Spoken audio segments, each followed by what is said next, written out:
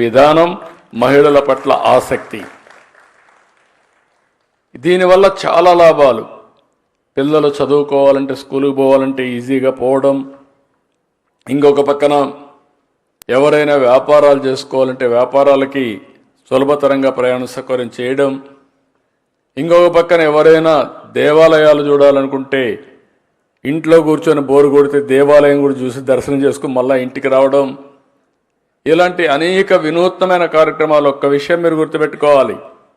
కొంతమంది అనుకుంటున్నారు నేనేదో ఎలక్షన్లో ఓట్ల కోసం మా ఆడబిడ్డలకి ప్రయాణ సౌకర్యం ఇచ్చానని.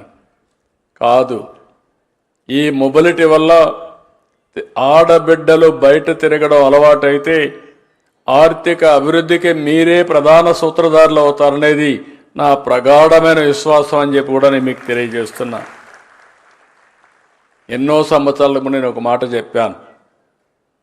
ఒకప్పుడు వంట చేయాలంటే చాలా కష్టంగా ఉండేది. వంట దగ్గరికి ఆడబిడ్డలైతే వంటింట్లోనే ఉండేవాళ్ళు. మా తల్లిని నేను చూశాను. ఇప్పుడు కూడా నాకు గుర్తుంది. అనారోగ్యం పాలయ్యే వాళ్ళ వచ్చిన పొగంతా కూడా మింగి, దేశంలో ఎవ్వరూ ఆలోచించిన సమయంలో నేను ఆ రోజు ఆలోచించి ప్రతి ఇంటికి ఉచిత గ్యాస్ సిలిండర్లు ఇచ్చాను. అది గేమ్ చేంజర్గా తయారైంది. దేశంలో మొట్టమొదటిసారిగా గ్యాస్ ఉపయోగించుకున్న రాష్ట్రం, ఉపయోగించుకున్న ఆడపడుచులు మన ఆడబిడ్డలని చెప్పి మరొకసారి మీకు తెలియజేస్తున్నా.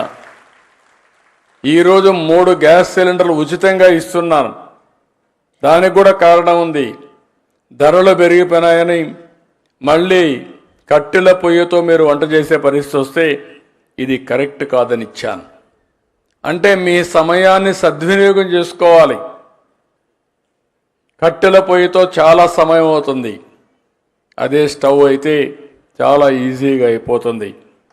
ఈరోజు చాలామంది మీరు ఇంటికే పరిమితం ఎందుకు అవుతున్నారంటే బయట పోతే ఖర్చులు అవుతాయి, ఆర్టీసీ బస్సు రేట్లు ఉన్నాయి. ఇవన్నీ మళ్ళీ ఒకప్పుడు నేను చూసేవాడిని. ఆడబిడ్డల్ని చిన్నప్పుడు తల్లిదండ్రుల పైన, పెద్ద అయితే భర్తల పైన, ముసలి వాళ్ళైతే మళ్ళా పిల్లల పైన, ఒక మాటలో చెప్పాలంటే వాళ్ళ దయాదాశాల పైన బతికేవాళ్ళు. ఇప్పుడు నేను ఇచ్చినట్టే సద్వినియోగం చేసుకోగలిగితే మా ఆడబిడ్డలందరూ మీ ఇంట్లో మగవాళ్ళు మీ మీద ఆధారపడే పరిస్థితి వస్తుంది. అది ఎక్కువ రోజుల్లో ఎక్కువ సమయం లేదని చెప్పి కూడా నేను మీకు తెలియజేస్తున్నా. ఇవన్నీ కూడా ప్రాక్టికల్గా మనం చేశాం. ఒకప్పుడు ఆడబిడ్డల్ని చదివించేవాళ్ళు కాదు. మీరు గుర్తుపెట్టుకోవాలి. నేను ఆ రోజు ఆలోచించాను. ఉద్యోగాల్లో, కాలేజీల్లో 33% రిజర్వేషన్లు మీకోసం పెట్టాం. దాంతో ఈరోజు చాలామంది అడుగుతూ ఉంటాను, ఎవరైనా భార్యాభర్త ఇద్దరు వస్తే, ఇద్దరు ఐటీ అయితే ఎవరి ఆదాయం ఎక్కువ ఉందని. దానికి కారణం